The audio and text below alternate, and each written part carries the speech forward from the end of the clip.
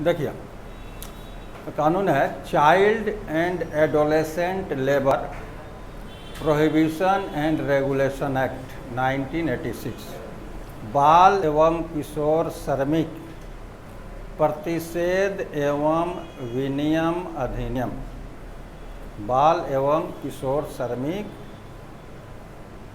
प्रतिषेध एवं विनियम अधिनियम 1986 1986। ठीक है। अब चाइल्ड कहते हैं कि जो 14 वर्ष की आयु नहीं पूरी किया हो,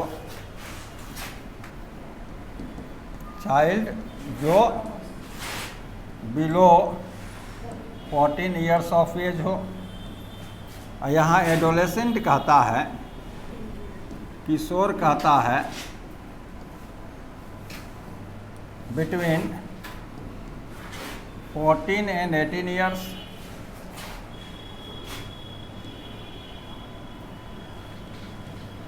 ईयर्स ऑफ एज,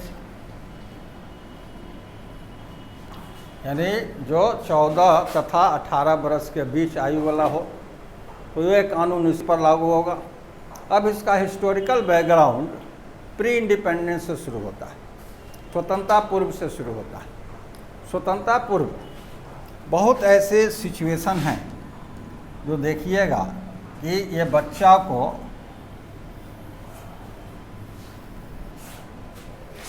को प्रोवोक करता है या फोर्स्ड करता है टू वर्क और टू एम्प्लॉय। अब ये चाइल्ड को देखिएगा कि चाइल्ड बेसिकली जो लेबर के रूप में काम करते हैं वो 3 तरह के होते हैं। एक होते हैं जो कहीं एम्प्लॉयड होते हैं, किसी के यहाँ नौकरी प्राप्त किए होते हैं। दूसरा होते हैं जो सेल्फ एम्प्लॉयड होते हैं, स्वनियोजित होते हैं। बहुत ऐसे बच्चे हैं जो ट्रेन वगैरह में गुटखा बेचते हैं, जो बैलून बेचते हैं, या इस तरह से आइटम अखबार बेचता है मूव करके, समझे। तो ये सब सेल्फ एम्प्लॉयड चाइल्ड होता है। और कुछ ऐसे चाइल्ड होते हैं जो वर्क करते हैं अंडर गार्जियन, जो गार्जियन के अंडर में काम करते हैं। जैसे कोई चाय का छोटा दुकान है, तो बाप वो चाय का दुकान का मालिक है और बेटा उसमें चाय पहुंचाना, कप धोना, कप लेना, ये सब है, या चाय देने का काम करता है।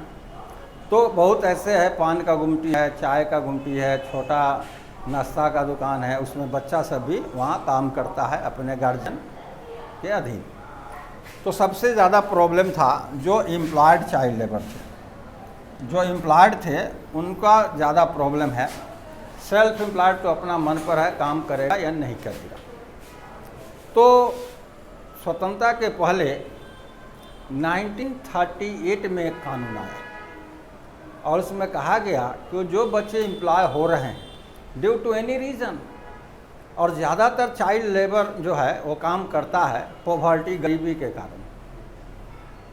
Poverty is the tree and child labourers are the leaf of the tree. गरीबी एक पेड़ है और बाल श्रमिक उसके पत्ते हैं, समझे। बाल श्रमिक पत्ते हैं, अगर गरीबी रूपी पेड़ को काट दीजिए तो बाल श्रमिक रूपी पत्ता अपने आप सूख जाएगा। तो कहीं भी देखिएगा पॉलिसी फॉर्मुलेट, गरीबी एलिवेशन अगर कर दीजिए, एलिवेट कर दीजिए, तो चाइल्ड लेबर होगा ही नहीं। हर गार्जियन अपने बच्चा को पढ़ाना लिखाना चाहेगा, डेवलप करना चाहेगा, समझे। बच्चा चाइल्ड लेबर के रूप में नहीं भेजना चाहेगा। तो इस तरह से मेन हमारा रीज़न था गरीबी। और इसके अलावा भी there are so many reasons due to which children are suppressed या forced to work as child labour. ये बहुत ऐसे भी कारण हैं जिसके चलते हमारे बालक जो है वह फोर्स्ड हो जाते हैं चाइल्ड लेबर के रूप में काम करना। जैसे ऑर्फन है, अनाथ है, गरीब है, अनाथ हो गया, वो फोर्स्ड हो गया बचपन से कहीं ना कहीं काम करना। उसके बाद नेचुरल क्लामिटी का इम्पैक्ट होता है, बाढ़ आया, पूरा किसी एरिया का जो गवर्नमेंट स्कूल है सब दह गया। तो जो बड़े लोग हैं जिनकी आर्थिक स्थिति बहुत ऊंची है, अच्छी है, वो तो अपना बच्चा को दूर भेज करके पढ़ा लेंगे। लेकिन जो गरीब तबका है, जिनकी आर्थिक स्थिति बहुत संपन्न नहीं है, वो अपने बच्चे को नहीं पढ़ा पाएंगे। तो वह क्या करता है कि वो बच्चा को पढ़ाएगा नहीं, सारा स्कूल बाढ़ के पानी में दह गया, स्कूल की कोई व्यवस्था नहीं है, सिस्टम नहीं है, तो वो बच्चा आवारा बनेगा, भगोड़ा बनेगा। उससे अच्छा है कि उसको चाइल्ड लेबर के रूप में भेज दीजिए। और ये आवारागर्दी और भगोड़ापन जो है वो नर्सरी है ऑफ जुवेनाइल डेलिक्वेंसी, बाल अपराधी का वो नर्सरी है, ट्रेनिंग सेंटर होता है आवारागर्दी और भगोड़ापन। तो ये आवारागर्द नहीं हो, भगोड़ा नहीं हो, इससे अच्छा है कि चाइल्ड लेबर में काम करना शुरू कर देगा तो कम से कम एक सिविलाइज्ड पर्सन तो बन जाएगा, समझे। उसके बाद है कि बहुत ऐसे हमारे यहाँ ऑक्यूपेशंस है, बहुत ऐसे पेशा हैं जिसको करने के लिए हमको कहीं ट्रेनिंग सेंटर की व्यवस्था नहीं है। जैसे चाय बनाने का कहीं ट्रेनिंग सेंटर नहीं है, समोसा बनाने का कहीं ट्रेनिंग सेंटर नहीं है, तो नहीं, पकौड़ी बनाने का कहीं ट्रेनिंग सेंटर नहीं है, साइकिल रिपेयरिंग का कहीं ट्रेनिंग सेंटर नहीं है, मोटरसाइकिल रिपेयरिंग का कहीं ट्रेनिंग सेंटर नहीं है। तो ये सब क्या करता है कि दुकान पर साइकिल रिपेयरिंग, मोटरसाइकिल रिपेयरिंग, चाय, समोसा, नाश्ता, ये सब के दुकान पर रहते रहते और धीरे धीरे वो स्किल को सीख लेता है और सीख करके अब सेल्फ एम्प्लॉयड हो जाता है। तो देश में हजारों ऐसे सेल्फ एम्प्लॉयमेंट है जिसके लिए कोई आपका ट्रेनिंग सेंटर नहीं है, और चाइल्ड लेबर के रूप में काम करके ही और वहाँ अपने आप को डेवलप कर लेता है, सेल्फ एम्प्लॉयड हो जाता है। उसके बाद एक अपने देश में है कास्ट बेस्ड ऑक्यूपेशन सिस्टम, जातिगत पेशा। जातिगत पेशा में है जैसे लोहार का बेटा 14 बरस का जब हो जाएगा तब लोहारगिरी नहीं सीखेगा, वो 6, 7, 8 साल का जब हो जाता है हथौड़ा धीरे से उठा करके पीटना शुरू करता है, सीख जाता है। सोनार का बेटा है, बढ़ई का बेटा है, ब्राह्मण का बेटा है, समझे। ये सब 8 साल का हो जाता है, 7-8 साल का धीरे धीरे अपने ऑक्यूपेशन को सीख लेता है। तो ये सब बहुत सारे रीज़न हैं जो कि चाइल्ड लेबर को प्रमोट करता है। लेकिन यहाँ सबसे ज़्यादा जो सीवियर सिचुएशन होता है वैसे चाइल्ड लेबर को जो कहीं एम्प्लॉयड होता है, तो एम्प्लॉयड हो रहा है तो वैसे चाइल्ड लेबर को जो है वो प्रोटेक्ट करने की ज़रूरत है। तो 1938 में डिमांड हुआ कि there should be any legal provision regarding children. तो 1938 में एक कानून आया, employment of children act, employment of children act आया, employment of children act.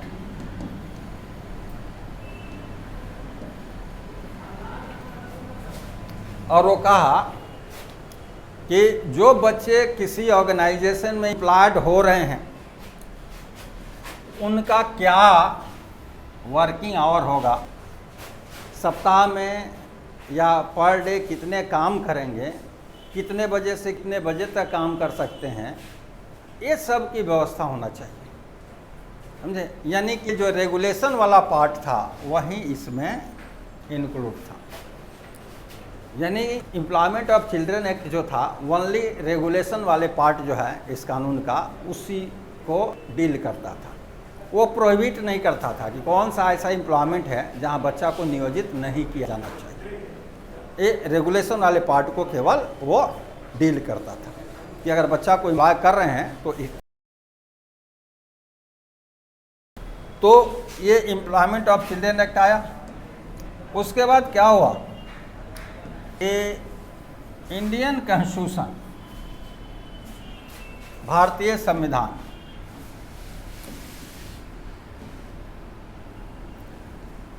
Indian constitution जब आया तो इंडियन कॉन्स्टिट्यूशन क्या,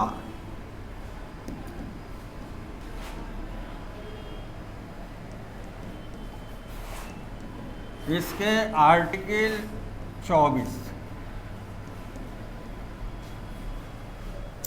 अनुच्छेद 24 में कहा गया कि any person who has not completed his 14 years of age shall not employ in factories, mines, any hazardous processes etc.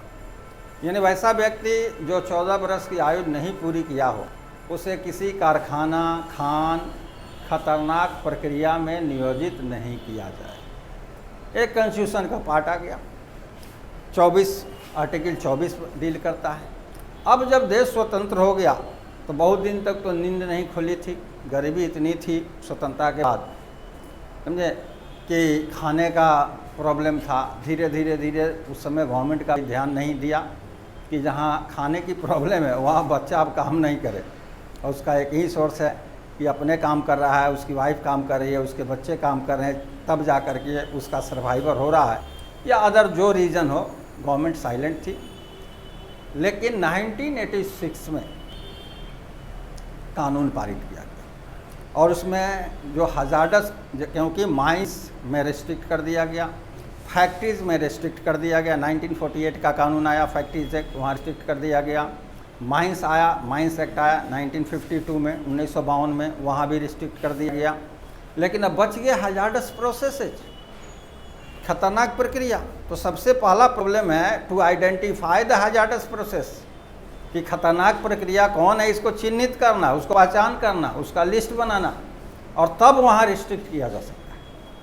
तो लास्ट में क्या हुआ कि 1986 में, 1986 में इस प्रावधान को फॉलो अप करने के लिए, इसी प्रावधान को फॉलो अप करने के लिए एक दूसरा कानून लाया गया और उसका नाम रखा गया child labour prohibition and regulation act.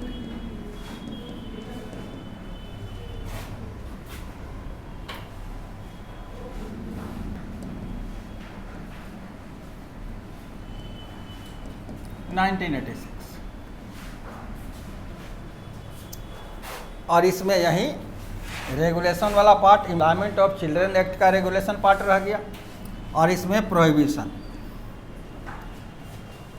Hazardous occupation and processes, उसको आइडेंटिफाई किया गया कौन ऐसे ऑक्यूपेशन हैं, कौन ऐसे प्रोसेसेस हैं जो हजार्डस नेचर के हैं, वहाँ चाइल्ड के एम्प्लॉयमेंट को हम लोग प्रोहिबिट करेंगे, रिस्ट्रिक्ट करेंगे। तो ये पार्ट आकर के चलते रहा। उसके बाद फिर से कॉन्स्टिट्यूशनल अमेंडमेंट हुआ, राइट ऑफ एजुकेशन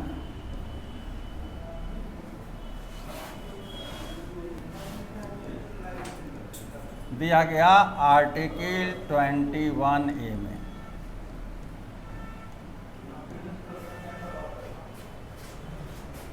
संविधान का संशोधन हुआ, बालकों को शिक्षा का अधिकार दे दिया गया आर्टिकल 21A में। अब हुआ कि जब शिक्षा का अधिकार दिया गया तो पढ़ेगा, अधिकार का पालन करेगा, तो इम्पैक्ट कैसे होगा, समझे। उसके बाद आया कानून आया, पारित किया गया 2009 में,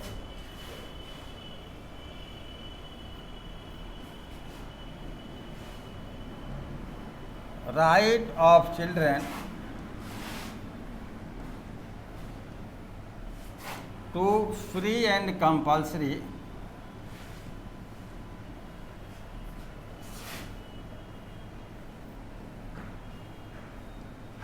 एजुकेशन एक्ट।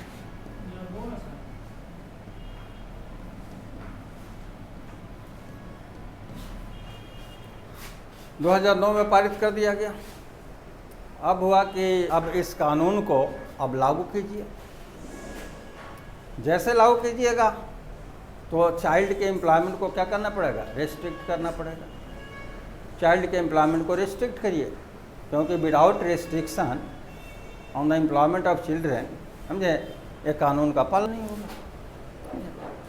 अब गवर्नमेंट कहे कि नहीं, अब कानून को हम संशोधन करेंगे, तो यही कानून को संशोधन किया और यहाँ चाइल्ड के एम्प्लॉयमेंट को पूर्णतः रेस्ट्रिक्ट कर दिया गया।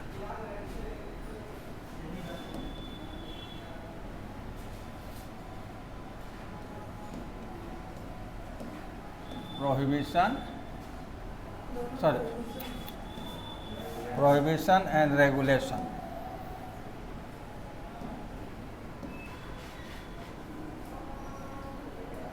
Prohibition and regulation act amend किया, अमेंड करके ये एडोलेसेंट ला दिया। यानी कि पहले जो चाइल्ड पर प्रोविज़न लागू होता था वो प्रोविज़न अब एडोलेसेंट पर लागू होगा और चाइल्ड को टोटली रिस्ट्रिक्ट कर देगा। तो ये काम हुआ 2016 में। 2016 में अमेंड किया गया कौन से कानून को? तो child labour prohibition and regulation act 1986 को अमेंड किया गया और अमेंड जैसे किया गया उसके बाद एक कानून बन गया यह समझे। एंड एडोलेसेंट लेबर जोड़ दिया गया और चाइल्ड के एम्प्लॉयमेंट को टोटली रेस्ट्रिक्ट कर दिया गया। ये इसका हिस्टोरिकल बैकग्राउंड है। अब देखिए इंट्रोडक्शन में यह कानून कौन पारित किया है? तो केंद्र सरकार। कहाँ लागू होगा? पूरे देश में। लागू करने की जिम्मेदारी एप्रोप्रिएट गवर्नमेंट को नहीं। और किस तरह का है? तो प्रोटेक्टिव और वर्किंग कंडीशंस लेजिस्लेशन है, यानी it is passed by central government, passed by central government, so it extends to whole of India, पूरे भारत में लागू होगा। The responsibility of its implementation, इसको लागू करने की जिम्मेदारी has given to appropriate government, उपयुक्त सरकार को दिया गया है। और क्या कहलाता है? तो it is known as protective और वर्किंग कंडीशंस लेजिस्लेशन, प्रोटेक्टिव और वर्किंग कंडीशंस लेजिस्लेशन, संरक्षात्मक या कार्य की दशा अधिनियम कहलाता है।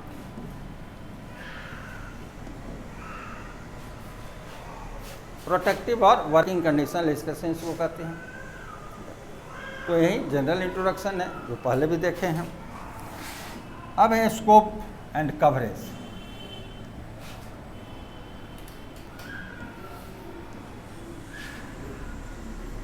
विस्तार क्षेत्र,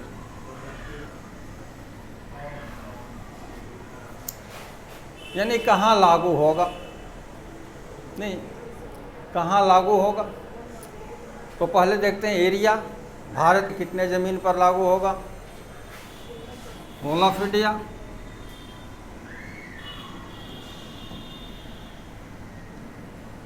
ठीक है। 2016 के बाद चाइल्ड के एम्प्लॉयमेंट को रेस्ट्रिक्ट कर दिया गया। तो अब ये कानून किस पर लागू हुआ? एडोलेसेंट को रेगुलेट करेगा। ये उनको अगर नियोजित करते हैं तो कितना उनका आवर्स ऑफ वर्क होगा, और चाइल्ड को तो आपको एम्प्लॉय करना ही नहीं है, समझे। तो यह कानून जो है पूरे देश में लागू होगा। कौन संस्था में लागू होगा? तो वैसे ऑर्गेनाइजेशन में या वर्कशॉप में लागू होगा, संस्थान या कार्यशाला में लागू होगा जहां एडोलेसेंट एम्प्लॉय होते हों,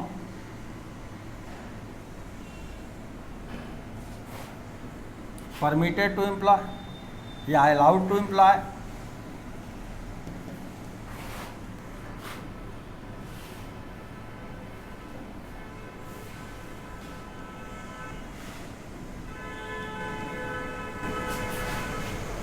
ये वैसे औद्योगिक संस्था या कार्यशाला में लागू होगा यहाँ एडोलेसेंट मतलब between 14 and 18 years of age, 14 से 18 बरस के बीच आयु वाला है, उसको जहाँ उनकी नियोजन की अनुमति हो, नहीं परमिशन दिया गया हो, वैसे संस्था में ये कानून लागू होगा जहाँ चाहे एडोलेसेंट की नियुक्ति की अनुमति हो। ठीक है, तो ये है।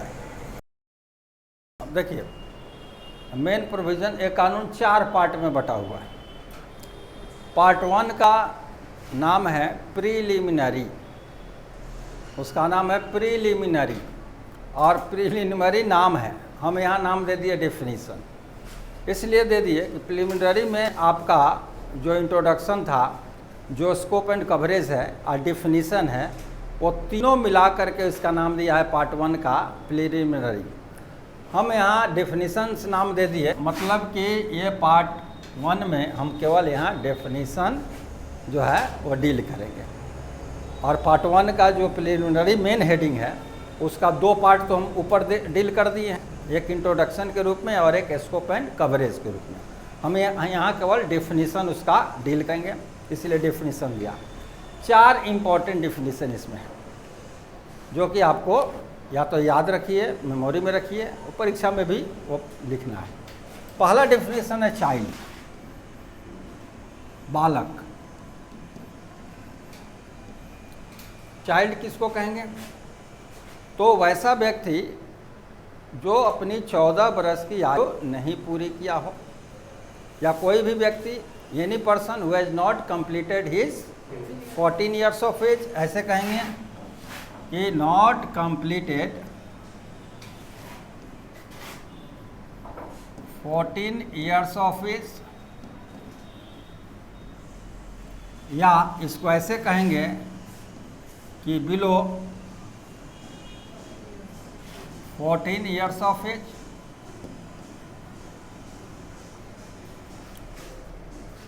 नहीं, जो 14 बरस की आयु नहीं पूरी किया हो, या कहेंगे not completed 14 years of age, या बिलो 14 ईयर्स ऑफ एज, उसको हम लोग चाइल्ड कहेंगे। दूसरा इसमें जो इम्पोर्टेंट डेफिनेशन है वो है एडोलेसेंट का।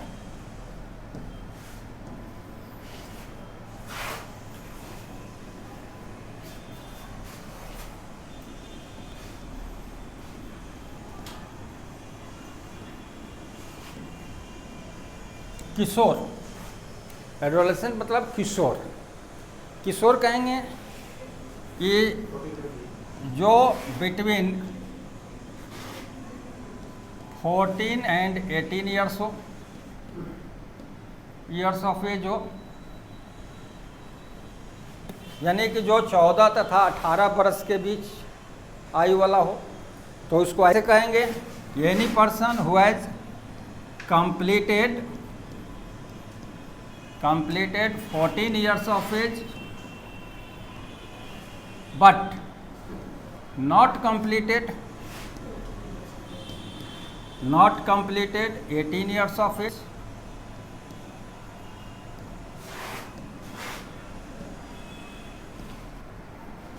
कि जो 14 बरस की आयु पूरी कर लिया हो और 18 बरस की आयु नहीं पूरी किया हो। Any person who has completed 14 years of age but not completed 18 years of age, या दूसरी तरह से बोल देंगे कि any person between 14 and 18 years of age will be considered as adolescent, यानी वैसा व्यक्ति जो 14 बरस की आयु पूरी कर लिया हो लेकिन 18 बरस की आयु पूरी नहीं किया हो, या वैसा व्यक्ति जो 14 तथा 18 बरस के बीच आयु का हो, उसको हम लोग किशोर कहेंगे। अगला इसमें इंपॉर्टेंट डेफिनेशन है एस्टेब्लिशमेंट।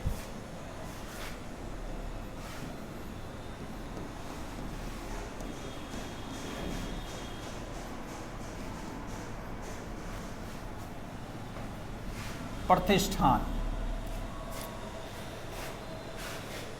एक अगला कानून हम लोग को पढ़ना है Bihar shops and establishments act. Shops and establishments,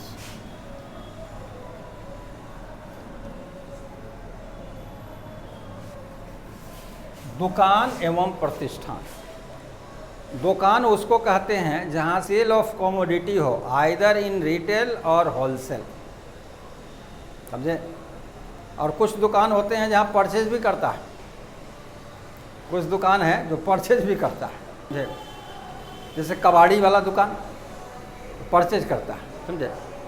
तो मेन जो है दुकान का सेल से कंसर्न होता है।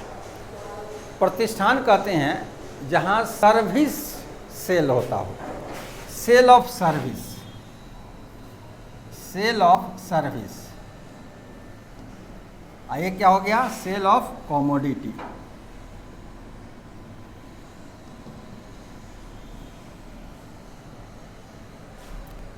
सेल ऑफ कमोडिटी और सेल ऑफ सर्विस, दो तरह का स्थिति आ गया।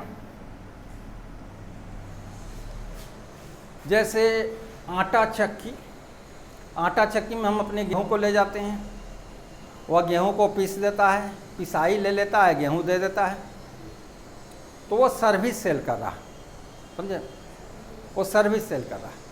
तो इस तरह के जो सेल ऑफ सर्विसेज हों या सेल ऑफ कमोडिटी हो, ठीक है, ये दोनों को इंटीग्रेट करके यहाँ एस्टेब्लिशमेंट कहता है। जैसे होटल, रेस्टोरेंट,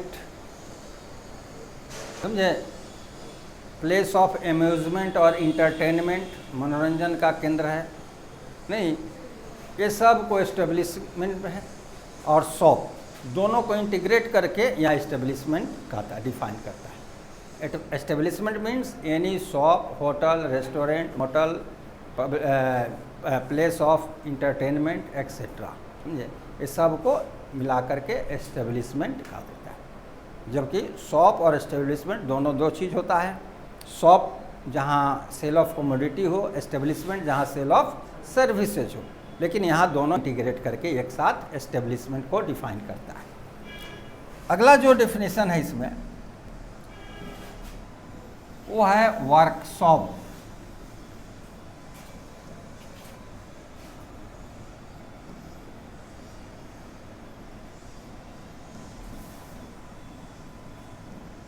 कार्यशाला,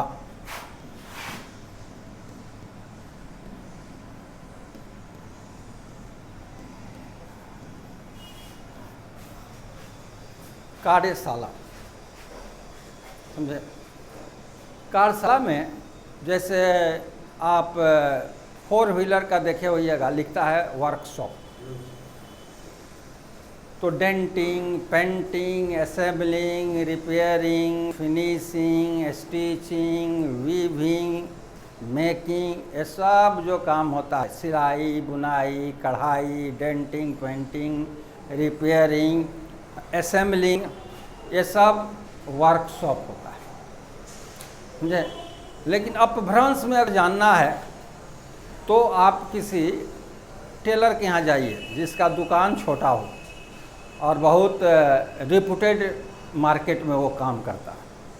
तो रिप्यूटेड मार्केट में आप जैसे पटना मार्केट, हथुआ मार्केट, इस समय जाइएगा तो देखिएगा कि 10 बाई 10 का उसका दुकान है। अब दिन भर 100 को कस्टमर, 200 कस्टमर उसके यहाँ आते हैं, ऑर्डर देते हैं। एक भी सिलाई मशीन वहाँ नहीं रखता है, वो दूसरे प्लेस पर अपना सिलाई मशीन रखा है, यहाँ केवल ऑर्डर बुक करता है और जब सिल के आ जाता है तो यहाँ से आपको फिर से देता है, आपको सिला हुआ कपड़ा देता है। अब उससे पूछिएगा, जैसे मानिए कि डेट दे दिया 25 तारीख, आप 24 तारीख को पहुँच जाइए और कहिए कि बहुत इमरजेंसी है, हम कपड़ा चाहिए, कल का डेट है, तो कहता है कि रुकिए, कारखाना में भेज रहे हैं, सिलाया है कि नहीं, कारखाना में भेज रहे हैं, यानी कि वह उसका है वर्कशॉप और कहता है कारखाना। इस तरह कोई मिठाई की दुकान पर चल जाइए, कोई एक आइटम पसंद कीजिए, वहाँ देखिए 100-200 पीस है और कहिएगा कि 500 पीस हमको चाहिए, तो वो भी कहता है कि रुकिए कारखाना में देखते हैं कि बना है कि नहीं। यानी कहने का तात्पर्य ये है कि कारखाना ऐसा चीज है जहाँ वर्कशॉप जरूर दिखाई देता है। हर कारखाना में वर्कशॉप होता है। जैसे घड़ी, तो घड़ी का पार्ट्स तो बन जाता है और सारा पार्ट्स को मिला करके फाइनल घड़ी का शेप दिया जाता है, उस जगह को कहते हैं वर्कशॉप। कोई पंखा का कारखाना है, पंखा का सारा पार्ट्स बन जाएगा, आ जाएगा और सब मिलाकर जहाँ फाइनल पंखा बना शेप दिया जाता है, वर्कशॉप है। जहाँ पंखा को पैकिंग किया जाता है वो भी वर्कशॉप है, समझे। आप टैबलेट बना देते हैं, टैबलेट का जहाँ पैकेजिंग होता है वर्कशॉप है। तो ये वर्कशॉप हर कारखाना में वर्कशॉप होगा, चाहे वर्कशॉप का दायरा छोटा हो या बड़ा हो, हर जगह चेसिस बनता है, पार्ट्स आ जाता है और सारा फाइनल चेसिस जो असेंबल होता है वो उसका वर्कशॉप कहलाता है। इसीलिए वो मिठाई के दुकान वाला भी अपना को वर्कशॉप पे खाता है, रियल सेंस में उसका वर्कशॉप है। लेकिन वो कहता क्या है, कारखाना। उसी तरह सिलाई वाला वो भी कहता है कारखाना। तो वर्कशॉप कहने के जगह पर कारखाना शब्द बड़ा लोकप्रिय है बिहार में, तो है, समझे। तो ये वर्कशॉप देख लिए कि जहाँ denting, painting, repairing, finishing, remodelling ये सब होता हो, उसको हम लोग कहते हैं वर्कशॉप, ठीक है। अब कहता है कि ओवरऑल अगर कहिएगा तो वर्कशॉप में क्या होता है, इंडस्ट्रियल प्रोसेसेस, औद्योगिक प्रक्रिया होती है।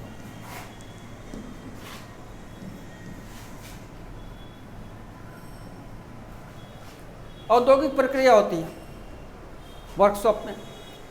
अब यहाँ देखिएगा कि 3 गो वर्कशॉप, जैसे इंजीनियरिंग कॉलेज में एडमिशन लीजिए तो इंजीनियरिंग कॉलेज में भी वर्कशॉप होता है, मेडिकल कॉलेज में लीजिए एडमिशन, वहाँ भी वर्कशॉप होता है, जहाँ डेड बॉडी को चीरने फाड़ने का सिखाया जाता है, वो भी वर्कशॉप है उसका, समझे।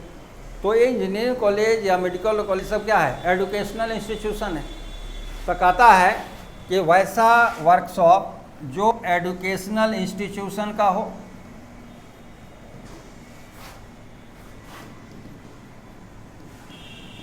जो शैक्षणिक संस्थान के अंतर्गत कवर्ड हो। कुछ वर्कशॉप होते हैं जो फैमिली मेंबर चलाते हैं, कुछ वर्कशॉप होते हैं जो फैमिली मेंबर चलाते हैं, समझे। तो अगर कोई workshop run by family members हो,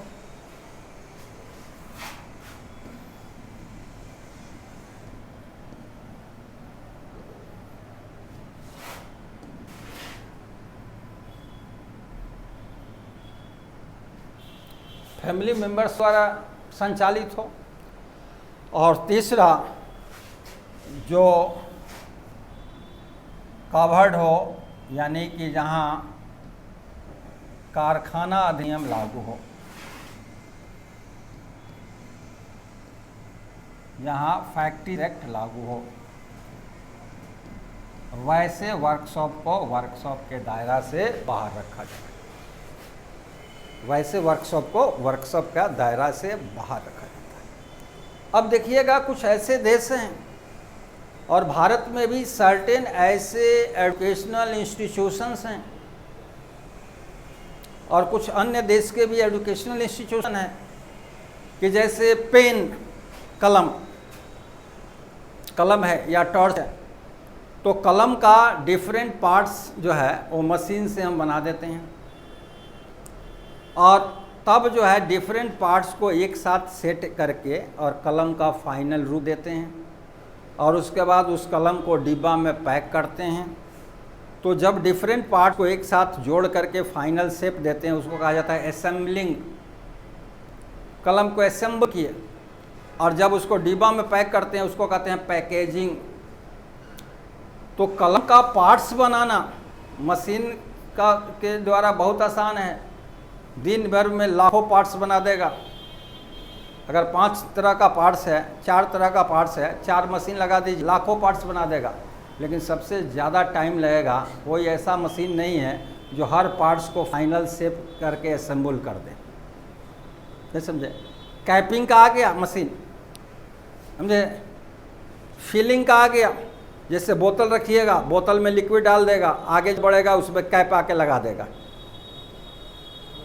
तो फिलिंग का आ गया, कैपिंग का आ गया, ये सब ऑटोमेटिक मशीन आ गए। लेकिन आज भी है कि 25 को, जैसे घड़ी में 50-100 गो पार्ट्स है, तो सारे पार्ट्स को कोई ऐसा मशीन नहीं है कि सारा पार्ट्स को सेट करके फाइनल घड़ी का शेप दे दे। ये जब भी होगा वर्कशॉप में होगा, और मैनुअल उसका असेंबलिंग होता है। तो कुछ ऐसे आइटम हैं जैसे मोबाइल है, कैलकुलेटर है, नहीं समझे। तो ये सब में सबसे ज़्यादा खर्च होता है, असेंबलिंग कॉस्ट लगता है, सबसे ज़्यादा असेंबलिंग कॉस्ट लगता है। अब जो नॉन हैजार्डस नेचर का है, जैसे मोबाइल छोड़ दिए, छोटा घड़ी है, समझे, या आपका कलम है, टॉर्च है, ये सब में तो बहुत ज़्यादा हजार्ड्स है नहीं। वो क्या करता है कि स्कूल को टैग किया है, स्कूल में मानिए 5000 स्टूडेंट है, और 5000 स्टूडेंट है, 10 को स्कूल को टैग किया, 50,000 स्टूडेंट। 50,000 स्टूडेंट में वो क्या करता है कि एक घंटा स्कूल अपना रखता है वो वोकेशनल ट्रेनिंग का, और उसमें क्या करेगा कि कलम का पार्ट्स ला के रख देगा, वहाँ रखा हुआ है। अब स्टूडेंट उसमें जाएगा रूम में, सारा कलम के पार्ट्स को जोड़ के कलम का फाइनल सेट देगा। अगर 5000 स्टूडेंट हैं, 1 घंटा का वोकेशनल ट्रेनिंग में कम से कम 10 गो भी तो कलम को सेट कर देगा, और वो 50,000 किया है तो 50,000, अब एक स्टूडेंट 10 गो करता है तो 5 लाख असेंबल हो गया। अब यहाँ क्वेश्चन ये होता है कि वो बच्चा नौकरी किए कि रोजगार सीखे, रोजगार सीखे, रोजगार सीखे, और जो उसका मेजर कॉस्ट है असेंबलिंग कॉस्ट, वो कॉस्ट उसको कंपनी को नहीं दिया। वो कंपनी दिया कि अपना बच्चा को कलम बनाने सिखा दीजिए, असेंबल, घड़ी असेंबल सिखा दीजिए, नहीं समझे, इस तरह टॉर्च असेंबलिंग सिखाइए। अब वो जैसे बच्चा सीख लिया, मानिए क्लास 1 में सीखा कुछ, अब क्लास 2 में उसको दीजिएगा, या 2 महीना तक वो किया काम सीख लिया, अब 2 महीना के बाद वो काम दीजिए तो उसमें उस काम को करने में मन नहीं लगेगा। तो क्या करता है कि तुरंत चेंज कर देता है, मॉडल चेंज कर देगा, कलम का मॉडल चेंज कर देगा, घड़ी का मॉडल चेंज कर देगा, कैलकुलेटर का मॉडल चेंज कर देगा, मोबाइल का मॉडल चेंज कर देगा, टॉर्च का मॉडल चेंज कर देगा। वो तुरंत क्या करता है, मॉडल चेंज कर देता है, समझे। और जैसे मॉडल चेंज कर देगा फिर से उसका इंटरेस्ट जग जाता है, समझे। या 1 महीना कलम असेंबल करा, 1 महीना टॉर्च किया, 1 महीना दूसरा किया, 1 महीना दूसरा किया, 12 महीना उसको सिखा दिया। अब वो 5 लाख पर डे अगर बन रहा है, जैसे 10 स्कूल तय किया, 5-5 हज़ार एक स्कूल में स्टूडेंट है, और 5 लाख प्रोडक्शन पर डे हो रहा है, उस पर असेंबलिंग कॉस्ट नहीं ला रहा है। वो क्या करता है कि वो साल में उस स्कूल को डोनेशन दे दिया, लाखों रुपया डोनेशन दे दिया, समझे। इसलिए कि उसको असेंबलिंग कॉस्ट जब करोड़ों में बचा तो लाखों रुपया डोनेशन देने से नहीं पीछे हटेगा, वो लाखों रुपया डोनेशन देता है। और फिर से तो इस तरह का काम चाइना वगैरह में बहुत होता है, चाइना में बहुत होता है, और यही कारण है, एक तो टैक्सेशन कम कर देता है, एक इस तरह का वोकेशनल ट्रेनिंग के रूप में बहुत सारा असेंबल करा लेता है फ्री में, समझे। और स्कूल को जो डोनेशन मिला उससे बच्चा को ड्रेस, बच्चा को कॉलम, किताब, कॉपी, ये सब नहीं, बच्चा को हॉस्टल की फ़ी माफ़, इस तरह से वो काम कर देता है। और वो बच्चा जो है वो कल हो करके बेरोज़गार नहीं होगा, सेल्फ एम्प्लॉयड हो जाएगा। मोबाइल बनाने को सीख, असेंबल करने का सीख लिया, कैलकुलेटर असेंबल करने का सीख लिया, कलम, टॉर्च, ये सब, उस सब का अपना सेल्फ रोजगार में आ जाएगा, समझे। इस तरह से पहले अपने यहाँ था रस्सी बनाना, फूल बनाना, झाड़ू बनाना, पेंटिंग करना, ये सब होता था। अब जो है वो अपने देश में धीरे धीरे वो लूज़ कर दिया। तो यही वर्कशॉप का काम है, जहाँ denting, painting, finishing, assembling, packaging, stitching, weaving, ये सब जहाँ प्रोसेस होता हो उसको वर्कशॉप कहते हैं, समझे। तो ये वर्कशॉप में भी काम करते हैं, जो है वह एडोलेसेंट को वर्कशॉप में भी काम करने के लिए अलाउ किया है, लेकिन उसका नेचर हजार्डस नहीं होना चाहिए, यानी नॉन हजार्डस नेचर का अगर वर्कशॉप है तो then they can employ.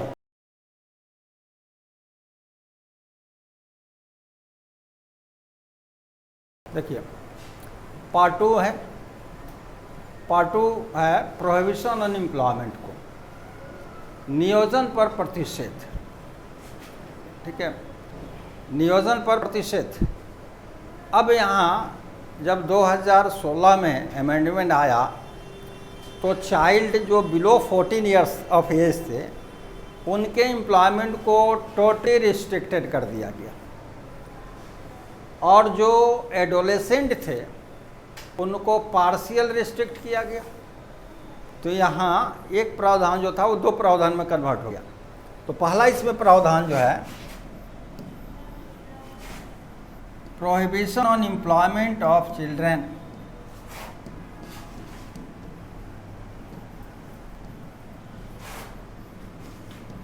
Prohibition on employment of children, बालकों के नियोजन पर प्रतिषेध, ठीक है। तो पहले सीधे डायरेक्ट करेगा कि any child shall not employ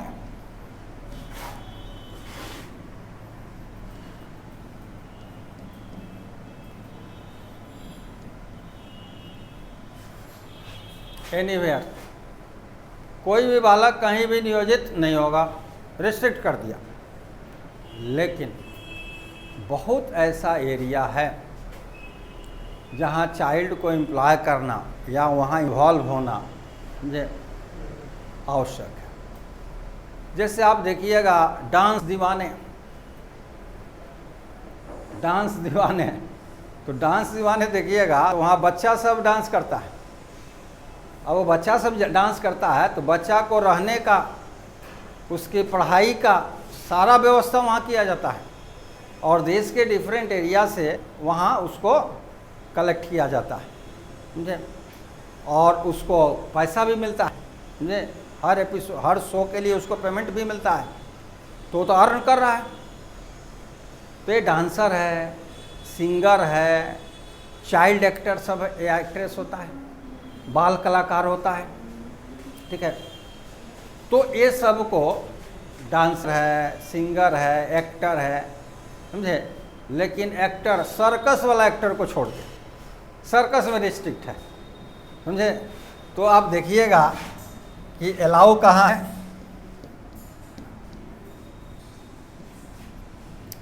dancer को अलाउ किया गया, सिंगर को अलाउ किया गया, एक्टर को अलाउ किया गया, स्पोर्ट्समैन को अलाउ किया गया,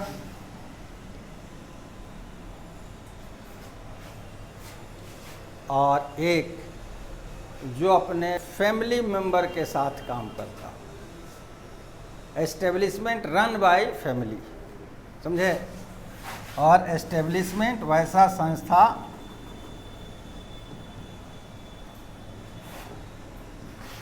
जो रन बाय फैमिली हो,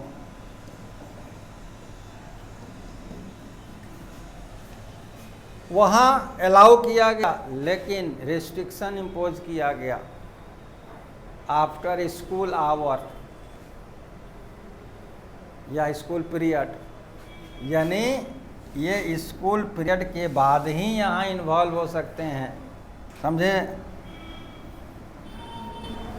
आफ्टर ए स्कूल, समझे, यानी विद्यालय का जो घंटे हैं उसके बाद ही इनको एम्प्लॉय कीजिए, इनको यूज कीजिए, समझे। उनकी विद्यालय अवधि में नहीं कीजिएगा। तो ये क्या करता है कि बच्चा को डांस दीवाने वगैरह बचवा को रखता है, वहाँ सारा पढ़ाने की सब व्यवस्था होती है, समझे, और उसको 1 घंटा 2 घंटा उसकी शूटिंग अपना करा लेता है।